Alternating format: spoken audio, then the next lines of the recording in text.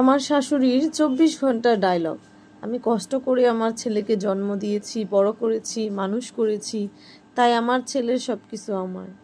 আর বউ যেহেতু তার ছেলেকে বিয়ে করে পাপ করেছে, সে পাপের মাসুল হিসেবে বউকে শাশুড়ির ইচ্ছে মতো উঠতে বসতে হবে। শাশুড়ি বউয়ের সাথে অযথা যতই অন্যায় করুক, বউকে হাসি মুখে মেনে নিতে হবে।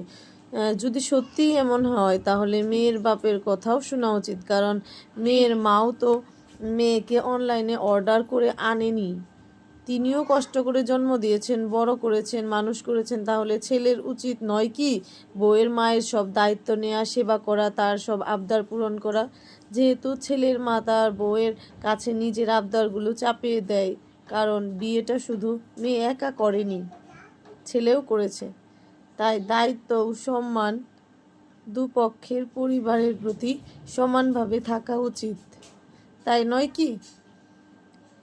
আপনারা কি মনে করেন? সবাই কমেন্ট করে জানিয়ে দিন। সবাই লাইক, কমেন্ট এবং সাবস্ক্রাইব করে পাশে থাকুন।